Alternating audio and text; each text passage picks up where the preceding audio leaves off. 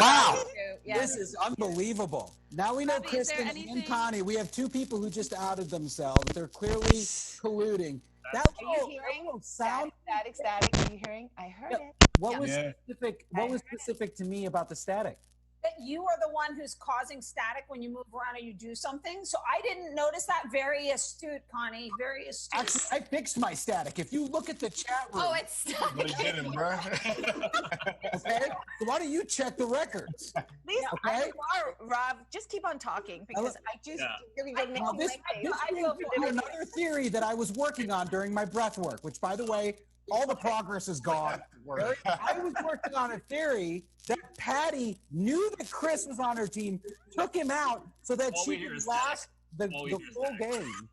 But I also will say one thing, and I just want to keep that in mind. I also heard Kelvin laugh. Now, Kelvin could have laughed while my eyes were shut because he was a detective, or because I'm not even going to dignify that. I'm very busy today. I can't deal with this. You can speak with my lawyer. I'm very busy. Defensive. Are we guessing detective and superhero also? No. We're only guessing, but I'm just trying to say I heard the laughter. That's Connie, it was during detective. So I think it was during detective because I heard a voice during detective. But if I did too. That's okay. That's okay.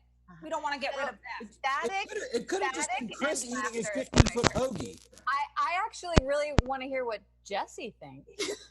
She has been very quiet. Very quiet. I know. So I just want to know your opinion.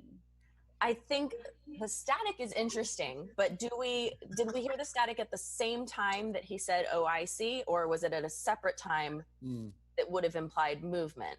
It was in between his breath exercises. That's when we. Not when he was. Was the static in the first part? Was it in the first part when the villains had their eyes open? Yes, I believe so. That's what would be the tell, is because it's only what happens when the villains have their eyes closed. Yeah. I also would like to hear what Jonathan says because I think he's been very quiet. Yeah. I just feel like Ravi was he was very concerned when Gal got captured, unfortunately. Oh, interesting. Yeah. And by the way, the villains wouldn't want to take out another villain. So I thought she was a villain, which has happened between us before, and it was very hard to have to call out, as it is with Chris, my friends, for being villains. But it was true. But so who can take out another villain for strategy because they don't look like a villain? You could, but they're only three. So they wouldn't take out both. Well, we only have Chris, left, right? We only have two villains left now. You only have two villains left. If they voted out Gal, there would only be one. So they probably wouldn't vote one of their own out. So I say Robbie. Who do we want to vote? You say Well, Robbie? I would love to circle back on Connie, actually, because she was just kind of doing a lot of drive-bys. Robbie, it might be too late here, Robbie. It might be too late. Whoa. Look at all the people. Look at all the boxes of people that don't want me to speak. These are our oppressors. Listen, this is what we will do. This is what we will do. Who votes for Robbie to be taken out? Please raise your hand. Sorry, Robbie. That is. You know what? Maybe I'm a little react. That is a lot of people. Unanimous, my bro. All right, Robbie, I'm so sorry to say, but you are out. You are out, Robbie. Do you want to reveal who you are? What were you? What I are was you? a civilian. Were you? Uh-oh. I'm a concerned citizen, and this is the world we live in. Let's jump into round 3. The night is back again. Please close your eyes.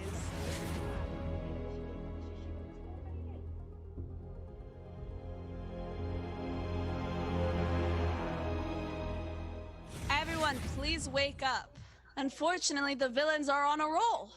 They have completely manipulated the situation, and it just seems like Patty, poor Patty, has been captured. Oh no! Killing us here. And we are dwindling.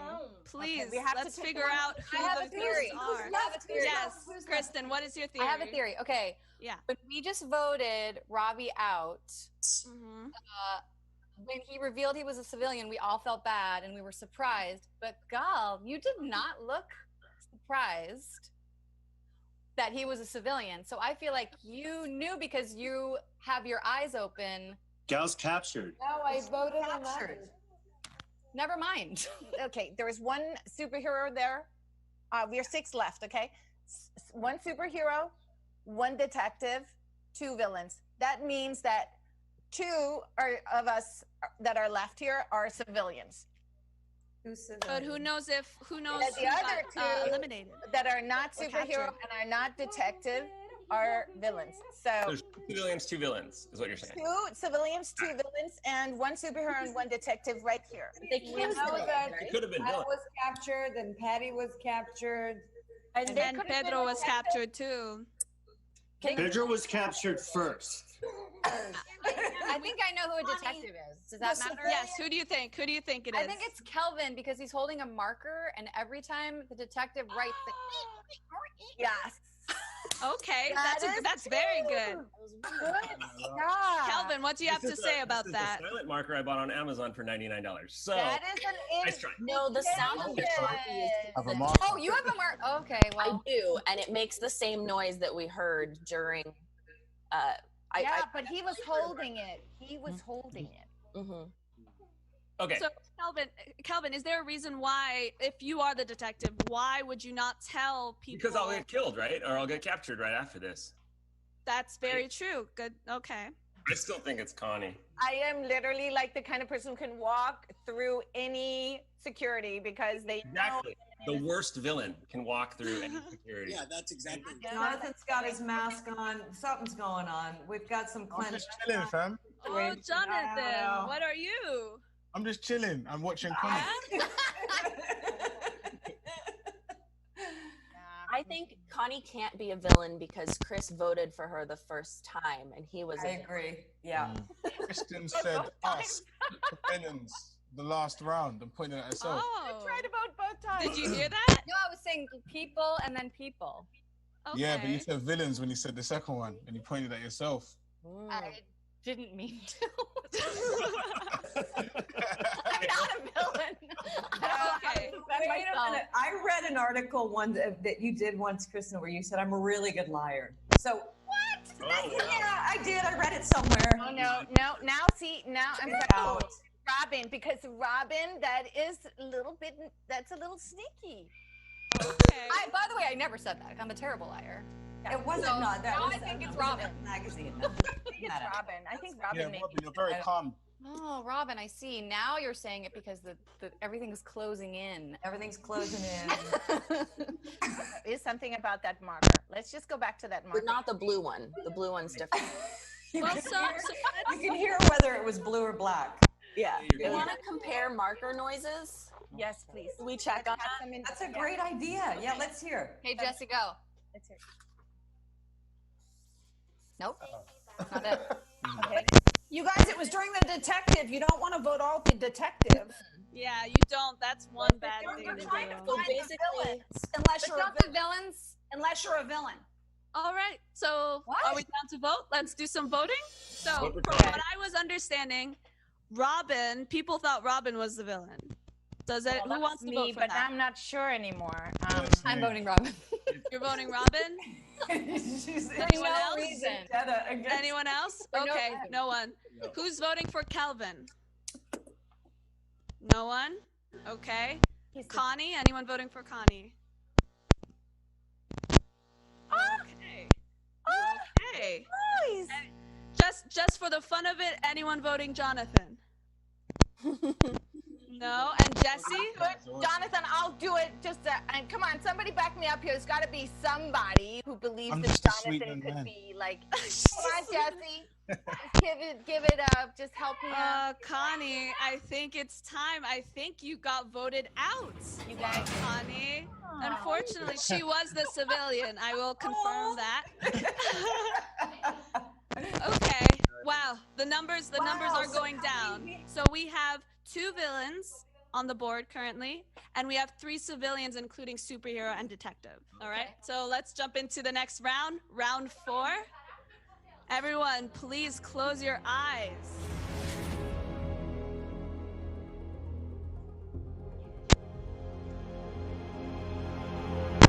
Everyone, wake up.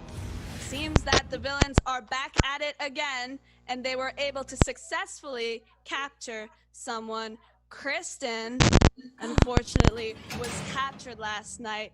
in a dreadful match. So who could we assume did that? There's 4 of you guys left. Yes. Probably Kelvin. I now think it's Jonathan. Can everyone reveal their writing utensil?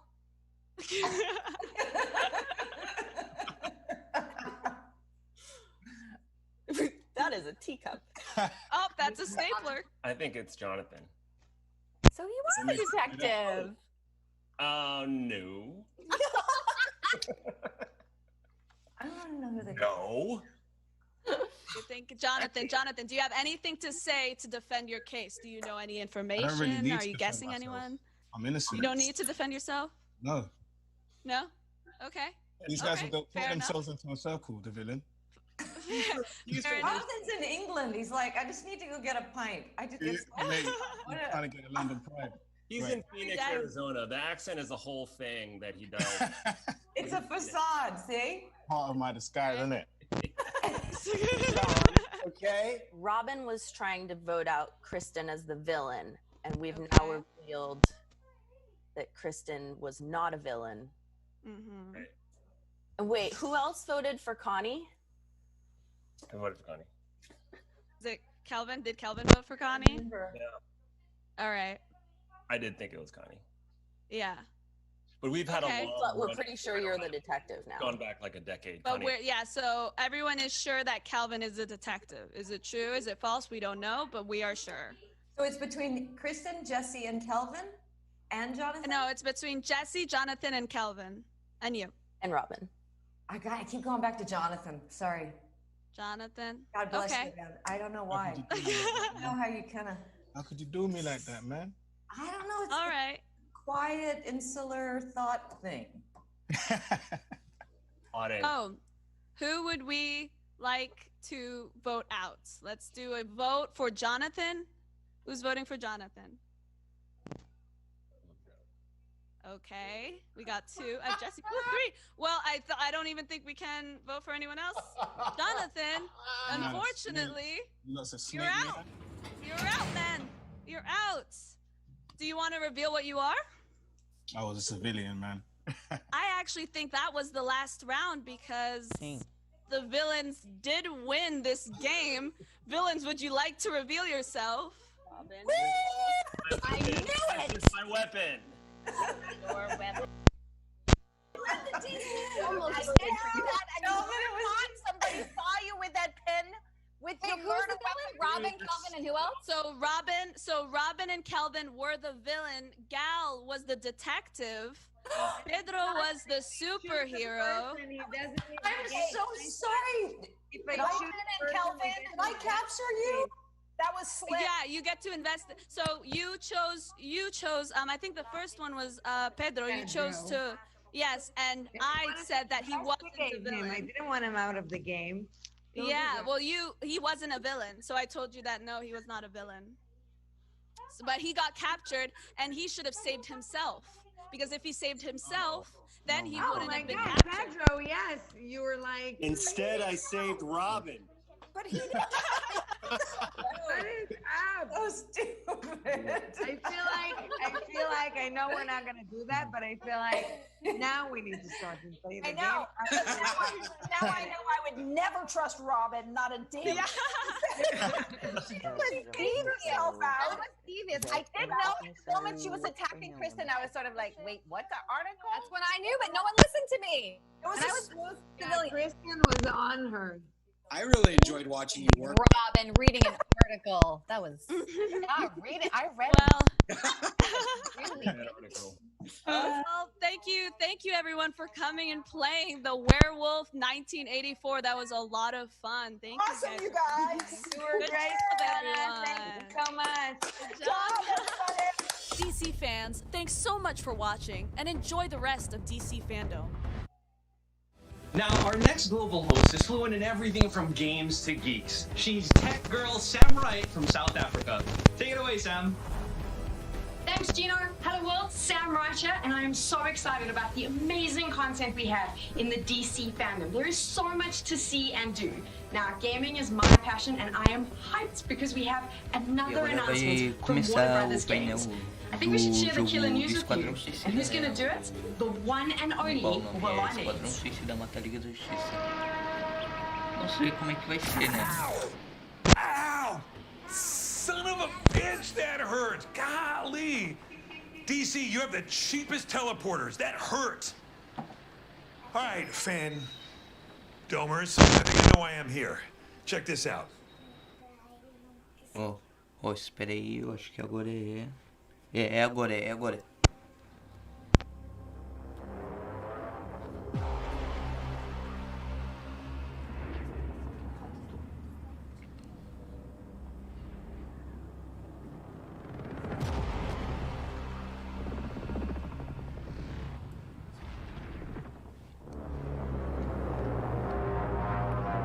Da Rocksteady, mesmo a Metrópolis.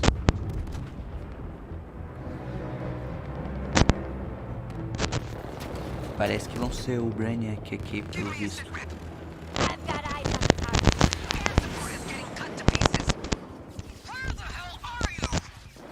Início, Metrópolis parece, né?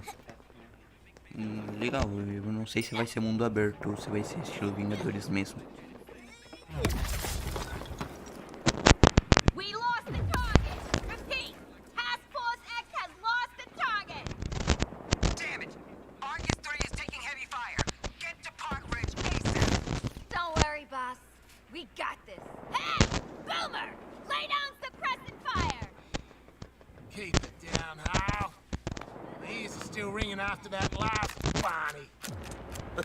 What is that?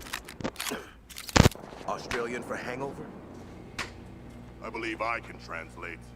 Boomerang has a concussion from the enemy who missed in our last encounter. Guess those teeth are sharper than your eyes, Sharkman. I never never miss. Never miss. Yeah, we bloody know. You never shut up about it. Task Force X. Alpha target is in the open. Get your asses to the Metropolis Hotel and engage before I have another reason to blow those bombs in your heads. Shit. Yeah, national underground. Stop the ground. Like a million elephants, a silver back around. You can't stop a train. Who wants to don't come run, prepared. I'll be there, but when I leave there, I'm gonna get so lame.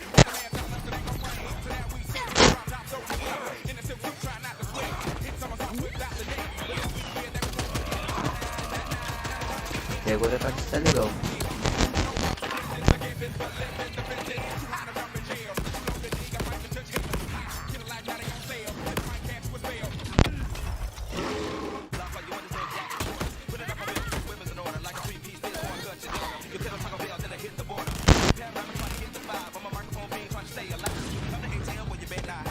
Será que vai ter um Vingador? Não sei. Tipo, talvez tenha. Well, that should knock a few years off the old sentence. That's reminded me of something. Oh yeah! Waller's stupid alpha target. Who are we supposed to be killing again?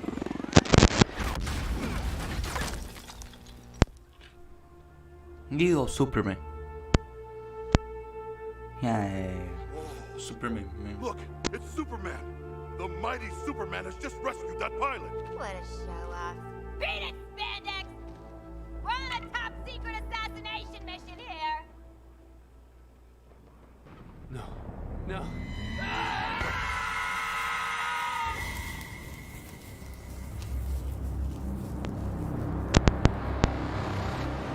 Caraca, virou Injustice agora.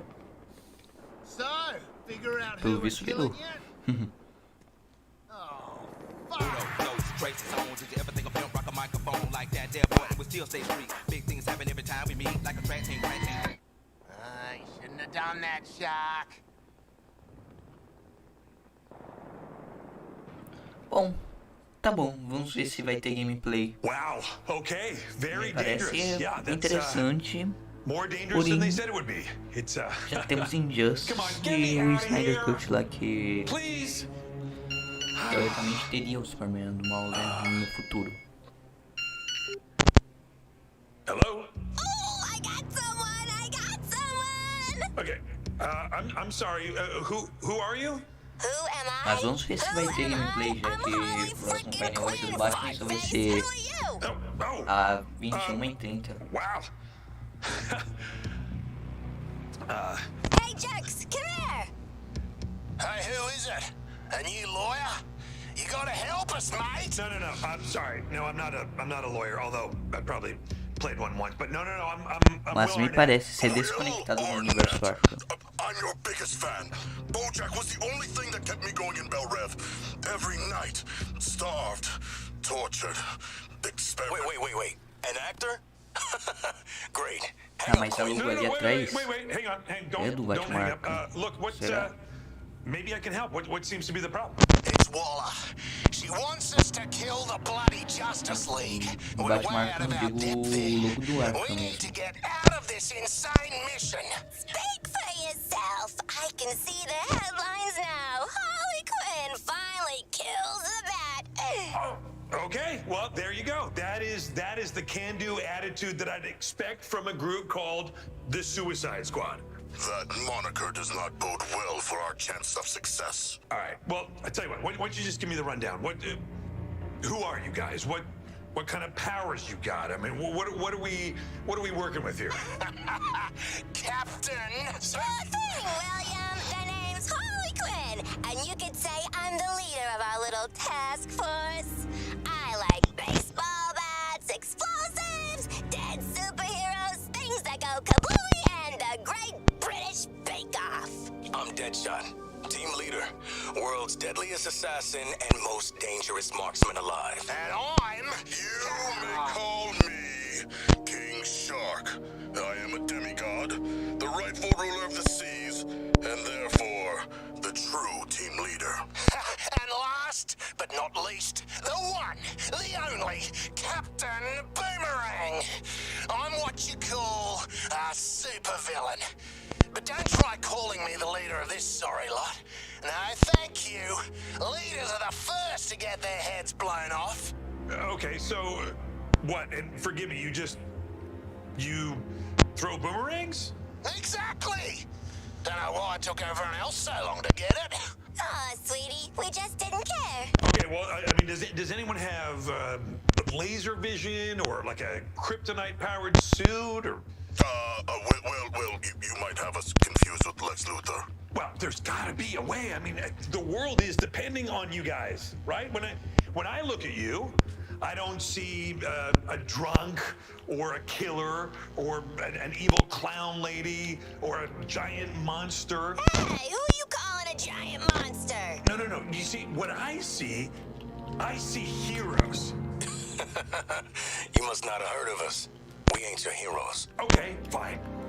Criminals ready to pay back society and earn themselves a full pardon. Full pardon? That ain't bad. Or do we get to kill them all? Even Flash? Yes. The mission is literally called Suicide Squad Kill the Justice League. That is kind of the whole point. Ooh, do I get to, like, devour them and gain their powers? I don't know. Is that a thing? I mean, I can't see why not. All right, screw it. If we're gonna die on a mission, might as well do it paying back those self-righteous pricks. Then it is decided. Let us do it for acclaimed actor Will Arnett. Oh. Will! Yes, thank you. I do what I can with my looks and my steely soft voice and of course my looks. I don't know if I mentioned that.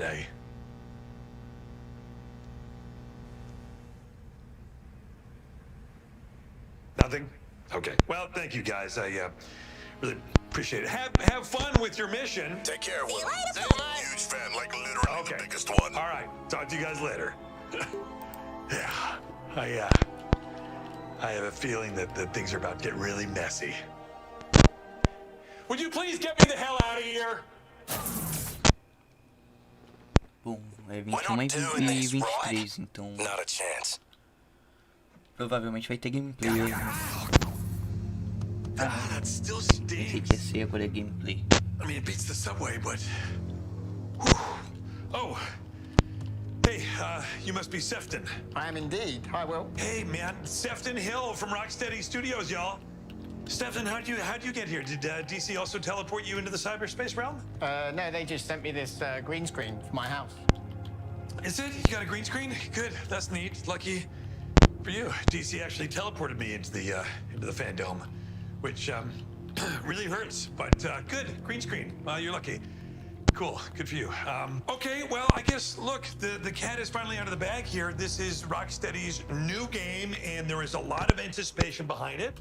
Right? And the Arkham games are extremely popular, and buzz has been building behind this new game. So, what can you tell us? Well, I'm really excited and proud to be able to reveal Rocksteady's Suicide Squad. You know, it's a unique new franchise for gaming, and we've been able to put our own spin on it and create something really special that I think gamers are going to love and enjoy. Obviously, it's brought to you by the team that created Arkham Asylum, Arkham City, and Arkham Knight.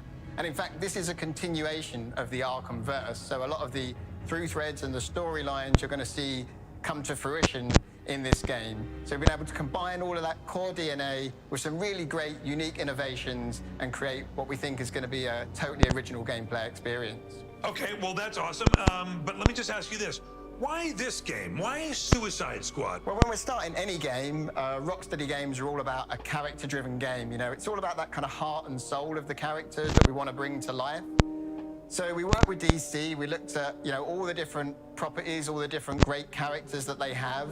And Suicide Squad really spoke to us because of how fascinating these flawed characters are and the fact that it's fusing all of these characters together. When you're creating a game, you're creating a universe, and you want to build it with real heart and soul inside it. And that's what really inspired us to make the Suicide Squad game, because, you know, DC have this fantastic roster of villains, and being able to actually play these villains and see the interaction and life between them is something that got us really energized and excited. I guess for me, my biggest question, and really probably everybody's biggest question that they want to know is, and no offense, but what is wrong with you, man?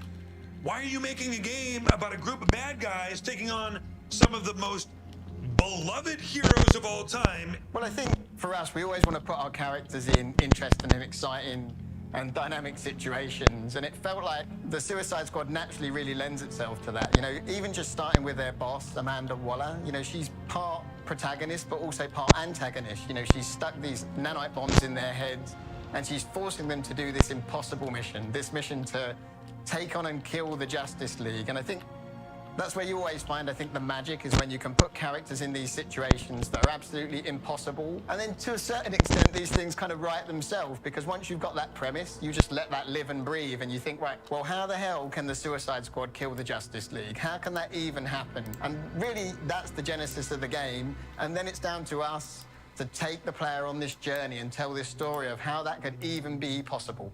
Hearing that, let's get into it. Let's get into the nitty-gritty, the stuff that the hardcore gamers like me want to know. Exactly what kind of game is this? What am I doing in this game? So the game is a hybrid of Rocksteady's experience in bringing characters like Batman to life, that superhero empowerment, combined with really powerful, awesome gunplay. So the superhero empowerment, I guess supervillain empowerment here, is looking at each one of the individual squad members and looking at what's unique about them and transferring this into this really powerful gameplay and using, again, those skills and techniques that we've learned over the years, but actually adding more richness and depth to each of them. So each one of them has a richer move set, more things you can do, and more skill required to master them than you even had with Batman. So to do that across the spectrum of Suicide Squad members, it's been something that's been really enjoyable, and I'm really proud of what the team have achieved there. And then you can combine that with the gunplay, you know, the awesome weapons you're developing over the course of the game, combined with the melee weapons that you have, like Deadshot's wrist cannons, Harley's baseball bat, sharp-wielding twin cleavers, and special enhanced traversal moves you can use, like Deadshot doing a fuel dump and setting enemies on fire. You know, so it's really about creating a whole spectrum of possibilities for the player to use, and just letting them loose and enjoying them as much as they can. Espero que tenha gameplay, porque tipo falta 21. Esse já é 21 e 28 e vai ter o The Batman daqui a pouco. And he wants to know what has been the most exciting part about working on this new game. Well, I think one thing we were really excited about was to bring Metropolis to life. So Metropolis itself is really the 5th character in the game, and it's something we've treated the same with Gotham in Arkham City, Arkham Knight, was giving this city life beyond just kind of bricks and mortar and making it something that really speaks to the player and being able to realize it to a level of detail that's never been done before in any medium. So we created this open world over which the game takes place. And I think it's really a love letter from us to DC fans. I think they're going to love it and really enjoy it, and it's something that I'm really proud of. The team have done a phenomenal job with that. We have another question here, also from the UK, which is, you're from the UK, and both questions are from the UK, so somebody do the math. But Ella's from the UK wants to know, with the Suicide Squad game that's coming up, will we be playing as every character from the squad or just one? And if it is just one, which character is it going to be? Guess want some help killing Superman. Well, the game itself, the structure of the game is it's a 1 to 4 player co-op game. So if you want to play single player, you can totally play single player. I mean, our mantra has been that you play this game how you want to play it. So if you play single player, you'll still have a full squad with you. You'll have 2 players, 2, 3, 4 will be filled by bots who will fight along with you and really join in the fun and obviously give you that squad experience. But if you want to play multiplayer with your friends, that's still absolutely great. They can join in and take the role of the other squad members. And the great thing is that that's a dynamic experience. So you can play some of the story single player, some multiplayer. The whole game is accessible, single player, multiplayer, in and out of those 2 modes, however you want to do it. So it's really something that we just want to give up to the fans and let them choose. And of course, if you're playing single player, the other cool thing is you can even switch between the characters. You're never locked to any particular character for any particular section of the game. So you want to play as Deadshot, jetpacking around, sniping enemies, you can do that. And then boom, just instantly switch to playing as Harley, swinging around and flying into enemies with a baseball bat around the head. So there's so much freedom in the way you play the game because we really wanted to get across that feeling of being a whole squad and not just one person going on this mission. Lastly, I'd like to know, if it's okay with you, if can I be in the new game? I'm not saying Task Force X, I'm just saying maybe just like a random handsome guy who's, you know, hanging out in Metropolis, just being handsome and dodging chunks of debris. I think we can maybe make something work, Will. Great. Well, then it's settled. That's awesome. That's the contract. Thank you for joining us, Sefton. It's the game looks absolutely spectacular, and it will be made even better by the appearance of me as an NPC. Sure thing, Will. Good luck teleporting home. I've made a huge mistake. Are you kidding me? That game looks insane. Talk about turning the tables. I am right there with you, Sam. It looks so awesome. In fact, you know what? I officially challenge you to a game. I mean, we've been hanging out with the fans all day, but we also have our fan questions. I have so many questions, Sam, but I'm actually going to hold them for Matt Reeves, who's going to be joining us here very soon. Okay, great. I'll tell you what, why don't we go and chat to James Gunn and see what he has to say when I asked him my question, which was, if you could be a Suicide Squad member, or which member you identify with the most, who would it be and why? I probably identify with Polka Dot Man because he is completely an outsider who's a mess, who doesn't know what's going on, and but I wish that I could be I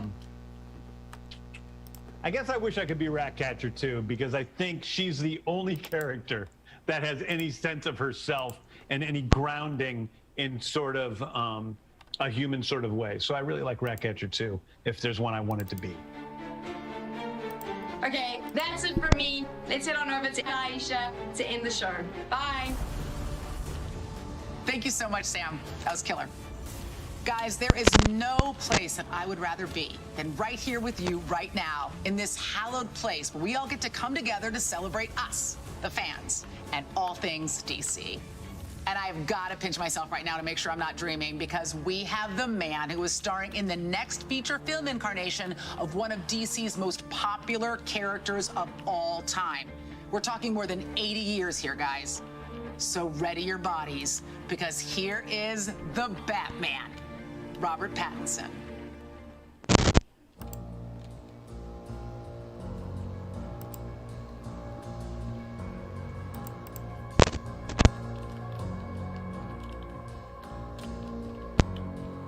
As many of you probably already know, we were in the beginning stages of production when COVID hit, so now I'm very anxious to get back to work and continue to form this beloved character. I've always been a massive fan. Teaser de Batman, né? Mostrava o seu traje, agora vamos ver So teaser, né? To hand it over Robert Pattinson to the great Matt Reeves. Tá falando sobre, né? Somewhere around here, and he can determine what can and can't be talked about. But I do know that if you stick around till the end, there's a cool surprise. So I hope you enjoy.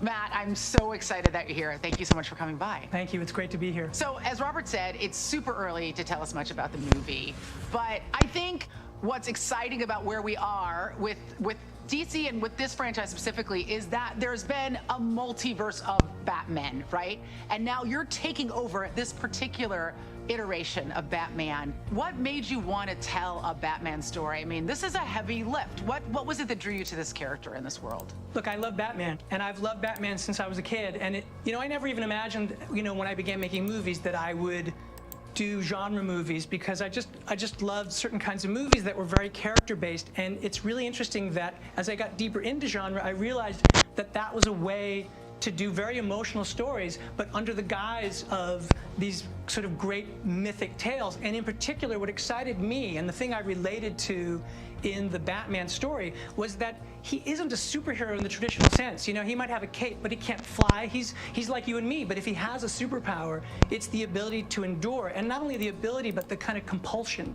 And so that idea of being that driven by your past and by the things that you can't quite resolve in yourself, like, he's a very alive character. And to me, to tell a version of Batman where, again, it wasn't about how he became Batman, but it's about the early days of how he is Batman, and he is so far from being perfect, and watch us sort of see him becoming what we all know about him and see it in new ways. I felt like that was a way to do something that hadn't been done, and that was really what I was excited to be able to do in this iteration.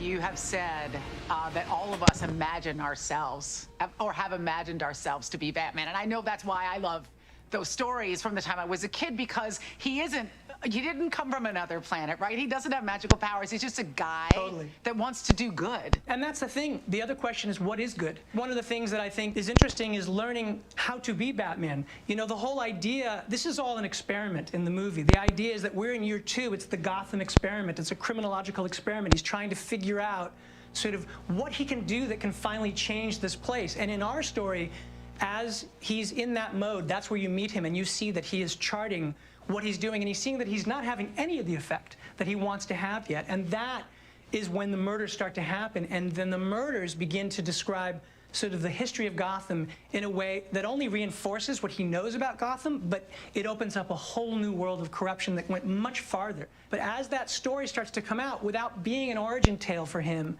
it ends up being something that touches on his origins. So you start to see that as it starts to describe this epic history of corruption in Gotham, that you start to understand, well, where did my family sit in that? And in that sense, I think all of that is a way to take a story that is a detective story, a very point of view story, a mystery. It's got, of course, action, all that kind of stuff. But at the end of it, it also is incredibly personal for him, even though it is the story in which he's trying to understand and unravel this mystery.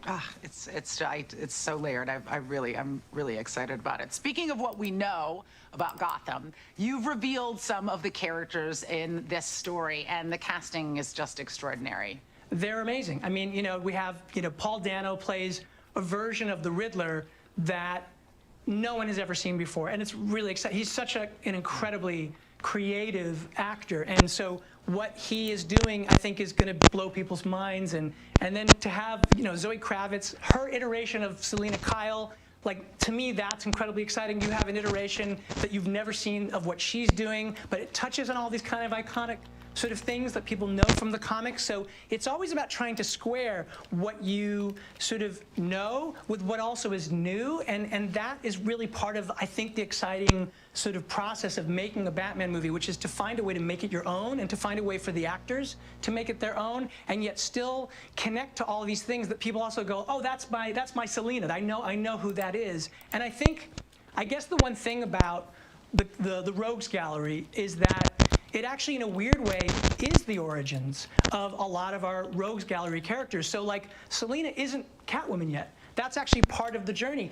Oz is not yet the kingpin that he's going to become. He's the Penguin, in fact, doesn't like being called the Penguin. And the Riddler is just emerging for the first time. So that's all incredibly exciting. And then we have, like, you know, to have Andy Serkis, who is, you know, I work with on the Apes movies, is one of the most beautiful actors, and he is playing an iteration of Alfred that I feel like people have never seen before, which is really exciting to share with people.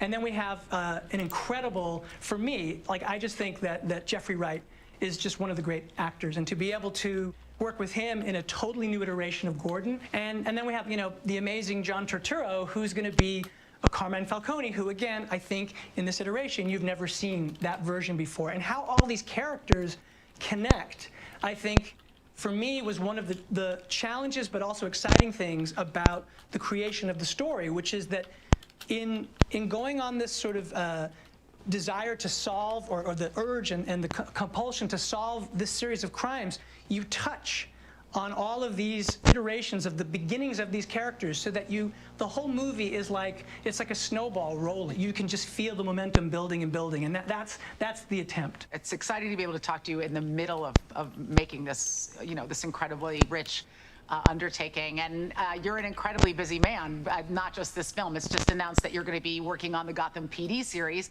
you're developing with writer Terrence Winter. How are these two projects going to dovetail? How are the series and the film's worlds going to overlap or connect? Yeah, totally. I mean, for me, the idea of this story was a story in which Gotham, which has this sort of depth of corruption, and then the idea that we could actually do a series that is going deeper into an aspect of it, which in this case is the corrupt police department, the corrupt inner workings of the city, and the way we're going to do the series, which is, I mean, I'm incredible. Terrence Winter is just like an incredible writer. So the idea that we got him to do this, I mean, just is literally a dream. And the idea is we go back to year one, and year one is the beginning of the emergence. It's the first appearance of this masked vigilante that starts to unsettle the city, and you start to see the story through the point of view of these corrupt cops, and one in particular, and the story is actually a battle for his soul. And he's a cop over generations, and the history of corruption in Gotham is enormous and goes back many years. And the story is like, as you realize that there's this myth building in the background, you're actually in a new place where you've never seen these characters before, some of which we'll touch on that you may have seen from the comics, but others totally new. Then you can go down an avenue and go into detail that you couldn't do in a movie, and to go into these sort of rich places and meet entirely new characters that Terrence is going to create. I'm incredibly excited about it. That's awesome. I mean, like I said, it just dimensionalizes that multiverse that much more and adds that much more depth to it. Now, as you know, Matt, here in the DC Fandome, it's not just a celebration of all the superheroes and the villains that we love, but most importantly, it's a celebration of the fans. So we have some questions for you straight from the fanverse, okay? Okay, cool. Here we go. All right, this question comes from Arvin in the UAE, and he asks, when it comes to costume design and the collaboration processes behind it, to what extent were stars able to implement their own influence within the design? That's a good question. You know, actually quite a bit. I mean, we have, of course, an incredible costume designer, Jacqueline Duran, and the bat suit was designed by Glyn Dillon, and they're geniuses. I mean, it's great to work with them, but one of the things that's really important is being able to work with the actors. Like Rob had a very important part in designing the suit, in that he had to be able to wear it, he had to be able to fight in it. And one of the things about this bat suit is that it's very practical. The whole idea is that he's made it himself. And so we needed to be able to sort of see how it would fit on him in these ways that he could move, but also looked like it was something that was still evolving. And even the idea of the story, he's in year 2, so he's been wearing it. So like, he goes every night looking for trouble. So you look at his cowl and you can actually see there are gashes in it. And all of that detail was an incredibly exciting sort of dialogue between me and the costume designers, and then having Rob involved. And so, yeah, I mean, the actors have a lot to do, because you always do a dialogue with everyone so that we can arrive at the thing that feels the most grounded, the most honest, and the most character-based. I'm just hoping everybody got pockets. You know, I will tell you this. One of the big things that Rob actually talked to Christian Bale, and Christian Bale was like, just make sure you're going to be able to relieve yourself. So all of that sort of was actually part of what was important to build into it, which is like, okay, he needs to be able to put it on. He also needs to be able to live as a human being. Okay, here's a video question from Pedro in Brazil. Hi, I'm Pedro from Brazil. And I believe that one of the most important things about the whole Batman mythology is not just the characters such as Batman or the Joker, it's Gotham City itself. So I wanted to ask you, what should we fans expect to see from Gotham City in this film? Thank you. You're absolutely right. Like, it's just as important as any of the Rogues Gallery. It's sort of like the nature of what this place is and the history of it is critically important to our story. And one of the things that I really wanted to do, because it is the center of this story, especially the history of corruption in the city, was I wanted to present it in a way that was really fleshed out. I wanted it to feel like an American city you'd never been to. I mean, other iterations have, you know, obviously the Burton one had very, very theatrical, beautiful, beautiful sets. And Nolan had the version that he created in Batman Begins, and that was a particular thing. And then parts of Chicago and parts of Pittsburgh. And what we're trying to do is create a version of it that you haven't seen before. So some of the locations that we've chosen, the idea is to take, let's say there's like we have like a Gotham Square. So that's like Times Square, right? Now, if we shot it in Times Square, then you'd be like, oh, I guess Gotham is New York. But in our case, it's actually going to be Liverpool. And the idea is to go to Liverpool where there's all the sort of the foundation of the Gothic architecture and then add all of the more modern structures through CG, but in a way that you're going to, when you see the movie, now that I've blown it, of course I've told you what it is, but you'll be like, hey, where's that city? Where did they shoot? And so the aspect of Gotham and realizing it has been, for me, one of the great pleasures in getting to mount the movie. That's amazing. Evla from Germany says, it's already known that the movie is going to explore Bruce's second year as Batman. How do the citizens of Gotham perceive the vigilante? Oh, that's a good question. Because it's still early and because he is a vigilante, which means he takes the law into his own hands. I mean, if you were in a city and there was a guy who dressed up as a bat and showed up out of the shadows and sometimes confronted those people and beat them up because he felt what they were doing was wrong so that he could sort of put the fear of God in them about the crimes that they're committing, I think we would wonder, well, gee, that guy sounds a little dangerous. He's not yet the vision of the character that he becomes, where he becomes a symbol of hope for the city. He's earlier in the trajectory, and so they're afraid of him, frankly. He's kind of a growing legend. I think there are some people who are wondering, does he exist? How exactly does he exist? And that legend is building day by day and has been since he made his first appearance about a year and a half ago as we were in year 2. So yeah, the public is afraid of him. I mean, that's one of the things I think that he will confront in the course of the story, and that Rob has to sort of deal with in playing the character, which is the idea of how he's perceived. And speaking of Rob, Aditya in Indonesia has a video question. What was the best part of Robert Pattinson that he was chosen as the new Batman? I mean, the thing about Robert Pattinson is he's an incredible actor. I feel like the work that he's done in the last, I don't know, 6 years has been incredible. Like, a friend of mine made a movie called Lost City of Z, and Rob appeared in that movie, and I was like, who is that guy? He had just such charisma, and Rob in the movie has this incredible beard, and you're like, who is that? And it's Rob, and Rob in The Rover, and Rob in Good Time. He is like a chameleon, and he's just such a gifted actor, and he's been working on his craft in this really incredible way, and he also happens to be a tremendous, passionate sort of fan of Batman the way that I am, and so it was an incredible thing to be able to connect with him and to share our excitement about the character and to work with him. I mean, you know, he looks like Batman, but more than anything, he has the soul of someone, I think, that can play a Batman like you've never seen before. Andy from Australia asks, how long did it take to build the Batsuit, Batmobile, and Batbike? And did you have to build a set to create the Batcave? You know, it's funny. It's like stepping into your childhood in a certain way, because, you know, obviously the first thing you have to do is you have to craft a story that you think is worthy of the character. But then once you've done that and it becomes like, oh yeah, we're making this movie, one of the things you have to do is you have to design a Batsuit. You have to design a Batmobile. You have to have a Batcave. You have to have Batbikes, all of the things that he's going to have. And so, you know, for me, that's been one of the exciting things, and that happened even before we were quite done with the last iteration of the script. You know, we'd already gone through passes, and it was quite clear what the vision of the world was being. While I'm writing, I actually already have a production designer on, and so he would be sending, as I'm writing scenes, I might send stuff to James, and he's like, oh, well, what about this for a Batcave? And so, yes, we had to build a set for it.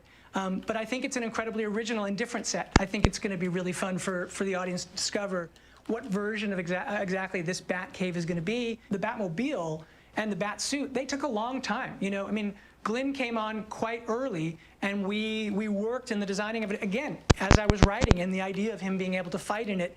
And so they started illustrating, and I'd say we spent easily a year to do the bat suit and then to get into the Batmobile. And that, of course, that part's a dream. I mean, you know, the idea of getting to do your own version of the Batmobile is like, you're just kind of like, what? That's the incredible candy, right? Like the telling of a story is the hard work and trying to make sure that you're doing the right thing. And then when you get to dive into the idea of this car that, again, feels connected to this version of the character, a grounded version of the character, this is something that he built, and to try and look at those kind of rough seams and imagine how all that works, it's been an incredible sort of gift to be able to do that. So much fun.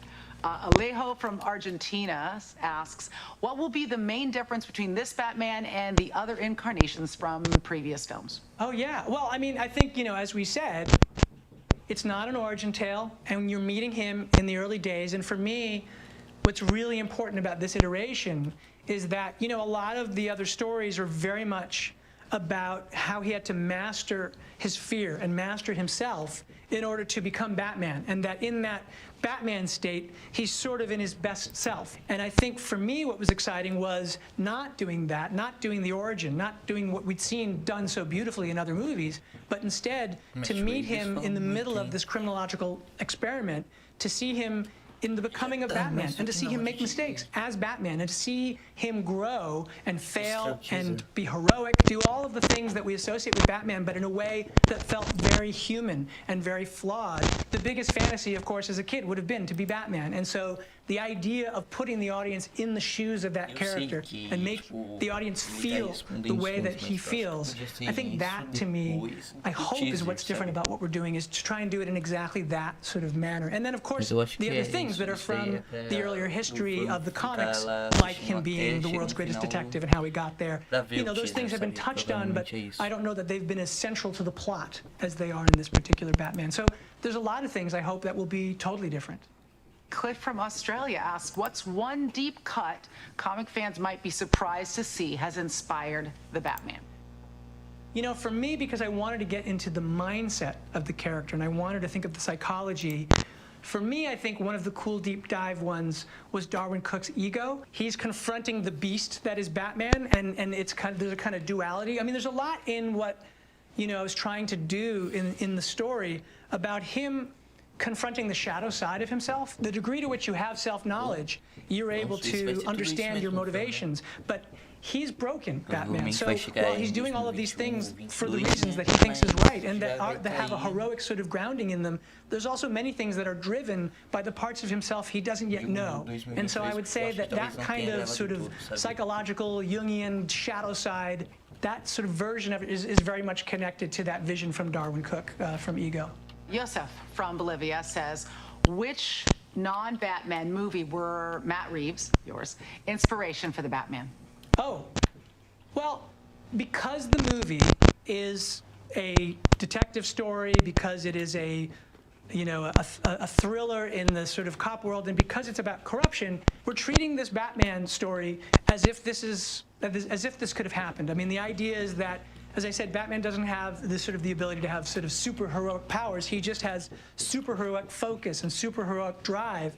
And so for me, you know, a lot of movies like Chinatown was a key one, because Chinatown, Jake Gittes, in investigating that sort of the series of crimes that were part of that story, he discovers the depth of corruption in Los Angeles. And so in that way, it's like a classic noir.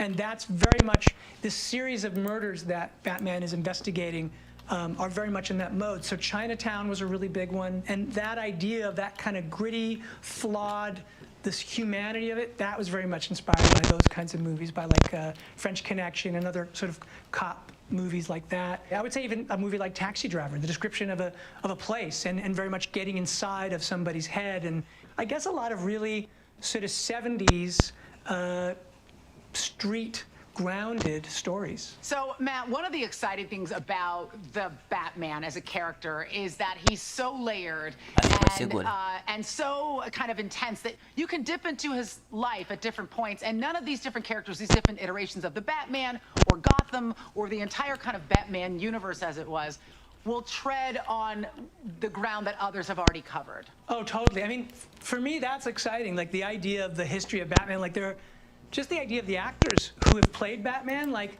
Adam West, when I was a kid, like Adam West, that was like, when I was 5 and watching him as Batman, like that blew my mind. I wanted to be Batman so badly. And then I remember when I was a little bit older and then Keaton came onto the scene with the Burton movie, I was so excited they were going to do a theatrical version of that. And then the iterations that have followed, like so many incredible people. I mean, Bale was amazing. I mean, incredible. Everything that Chris Nolan was is astonishing. And I personally, I love Ben Affleck as Batman. I thought he was incredible. Like an iteration again that we hadn't seen. So like, in fact, I'm really excited because I know that they've got, Zach is going to be doing the new Justice League cut of his that he didn't get to do originally, and now he's getting to do it, and I can't wait to see that. So for me, the idea that there are sort of, first of all, to be a part of history like that is an incredible thing, and I do think that that's one of the things. It's kind of like the comics, you know. When you look at the comics, there are so many iterations of Batmans. There are so many different people's Batmans. There's Neil Adams' Batman. There's, you know, of course, there's Bob Kane and Bill Finger's Batman, and there's Frank Miller's Batman. There's so many Batmans, and so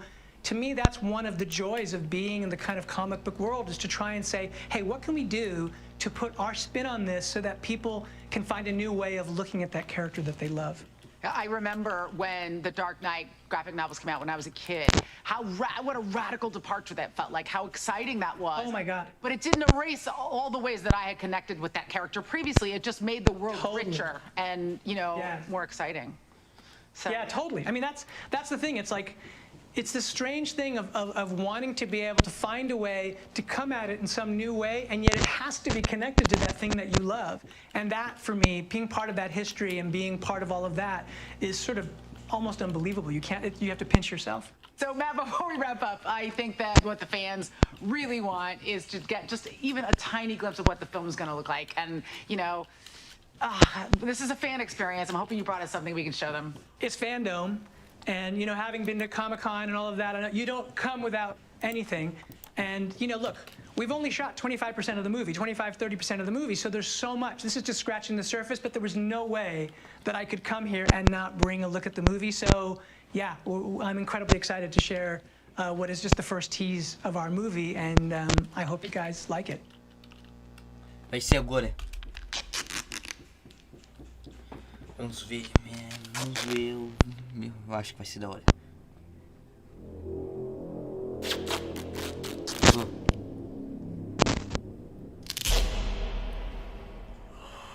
Ih, é o Rush, eu acho. Me pareceu o Rush. From your secret friend. Who?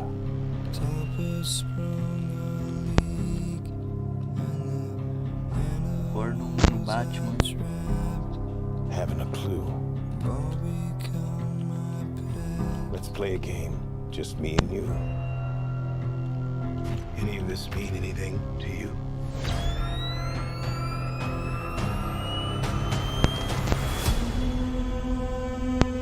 Caraca.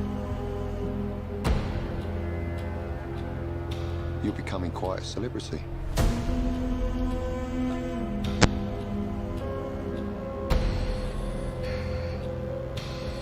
Why is he writing to you?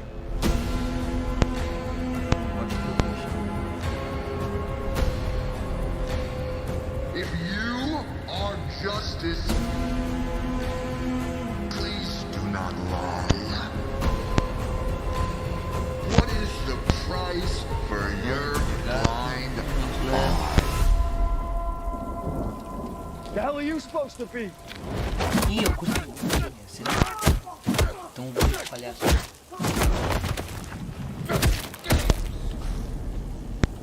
I'm vengeance.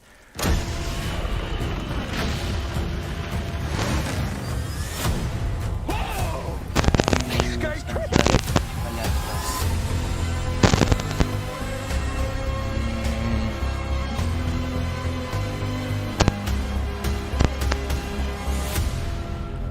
You're part of this too. How am I part of it? You'll see.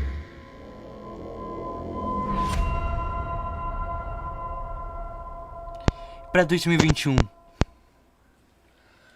Ai, caraca. Nossa. Esse trailer foi... I'm so excited for this film. It's amazing that you only shot, a quarter of it, and it's already feels so robust and intricate, and I can't wait to see the finished product. Thank you so much for being here with me and with all the fans around the world who are so excited for this film. I know I speak for them when I say that we are all super pumped for the Batman. Well, thank you so much. Thank you. It's a pleasure and an honor to be here, and I'm really excited that we're going to get back to making this movie so that you guys can see it. Guys, a huge thank you to the fans around the world for your dedication to DC and honestly for being the inspiration behind the whole DC fandom itself. We literally would not be here if it wasn't for you. You're awesome. And for those of you who are just joining us now, stay tuned for the Wonder Woman panel as our DC Fandom show starts from the top in just a minute. That is right. The same amazing programming in this incredible Hall of Heroes coming your way. Eu acho que eu já vou encerrando por aqui. Do not move because the show is going to Deixa go só acabar on. aqui, daí a gente This is your opportunity to get exclusive insider information and special looks at your favorite characters and comics. Plus, don't miss the amazing art submissions and cosplay costumes sent in by you, the fans. On behalf of all of our global hosts from around the world, I'm Aisha Tyler, here with my co-host saying thank you so much for watching. And if you're just joining us, there's so much more ahead. So, Então, foi isso, galera. Essa foi a live. E